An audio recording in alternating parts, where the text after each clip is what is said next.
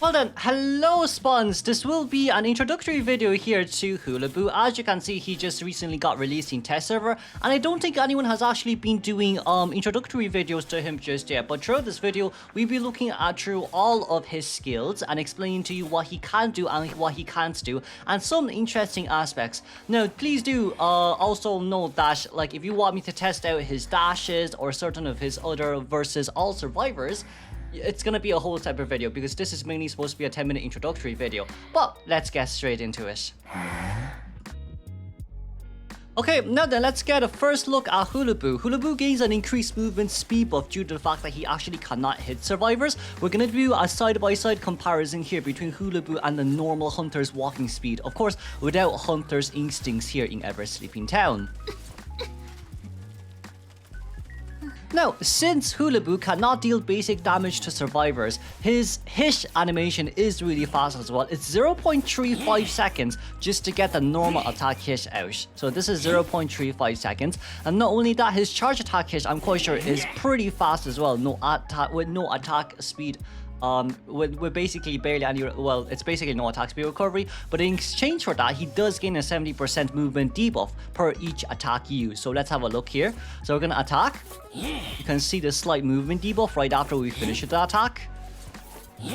Now we're gonna do it with a charge attack. As you can see, a slight movement debuff right after the charge attack. I just want to mention this as well, since I didn't say it in the video. He does not gain a 70% debuff if he hits a survivor, so please just keep that in mind.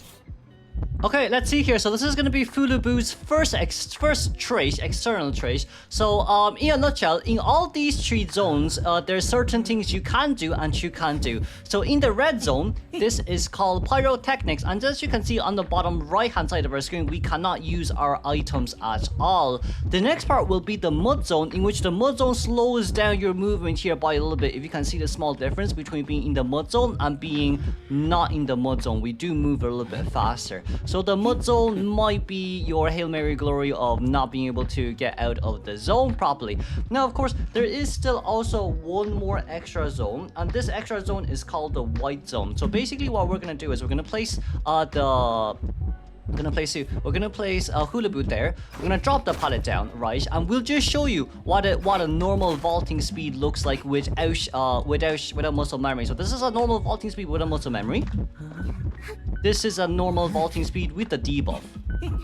As you can see, it is way slower compared to the normal vaulting speed. So normal vaulting speed is fast. The 15% of vaulting debuff is here too. Now, not only that, what we are going to do now... Ouch. What we are going to do now is basically allocate the Hullabaloo towards a cipher machine, because when the opening and decoding cipher machines, you can also be slowed down as well. So that's what we're going to see here. So Hullabaloo now has his white zone, which is basically called dry ice stage. You decode. As you can see, there is a decoding debuff, and we see on top right here, dry ice stage, vaulting speed is reduced by 15%, decoding and exit gate opening speed is reduced by 30%. So in a nutshell, you do decode slower than any other survivor if you're in this stage, but like, since you can't get terror shot, I guess it makes sense. Okay, next will be Hullabaloo's basically external trait. This goes along with Joyful Horror as well, but since he cannot perform basic attacks, he needs to land 3 of different kinds of balls on towards the survivors to be able to deal normal hit. Even though this guy cannot basic attack hit you and damage you, the moment you have 3 balls, all terror shocks and detention effects will come into play. So we'll get Toy Merchant to decode here just to show you the terror shock.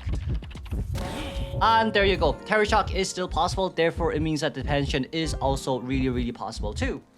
Next will be tier 1 ability. Tier 1 ability is called Encore. We're gonna turn off the disable cooldown for this one. So for tier 1 ability, you're able to rotate your range in a 120-degree format. So we're gonna test this out right now. So we're gonna basic it, turn, basic it again, and then we cannot turn once again. So what this basically just means is that you can only use your turn for an immediate second ball. If you want to get a turn ball on towards the survivors, you need to wait for another 20 seconds before you can actually do it. Now, the second part of our tier 1 ability would be his clones. He's able to throw down clones like this and focuses on the survivors. When you throw down the clone will face the direction of the survivor. As you can see, you can get the color of the ball in which the zone they are in.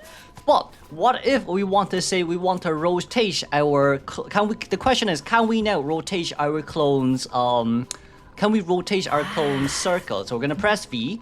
It seems like it actually does not rotate the clone circle. But what if we re-summon again? It seems like it maintains the same kind of format that we initially had for our clone. So in a nutshell, for your clone, right?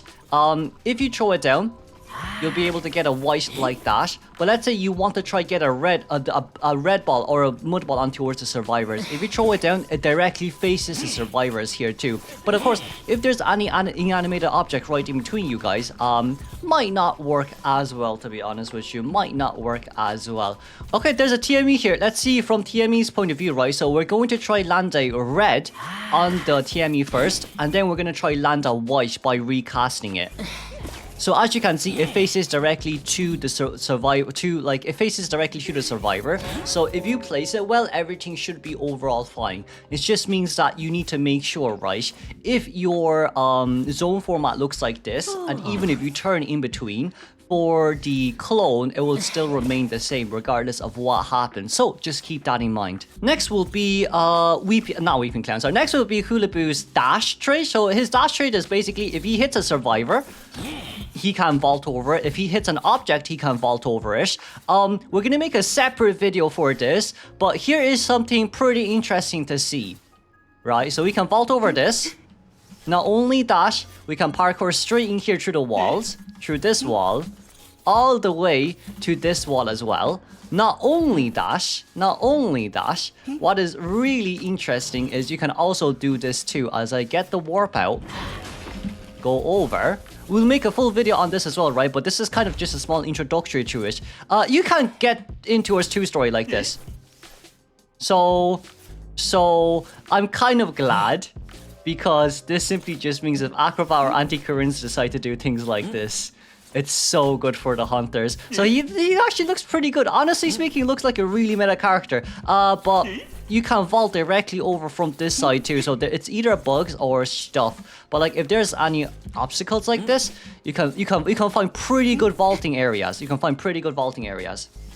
Okay then, the last one will be Joyful Terror. Joyful Terror just means that if you land all 3 balls on towards the survivors, so we're gonna land the 3 balls on towards the survivors right now, and if you perform a basic attack hit to them and they burst, one of the balls will remain on them. So as you can see there, I hit him with a red. He got the half hit damage. Now he still has a red on him. So it's going to be pretty easy for you to be actually able to land so many hits on towards the survivors. But that's going to be it for Hullabaloo for now. Do please tell me what you feel about Hullabaloo. He has such good... I think his dash ability is absolutely brilliant, because you can basically just do things like...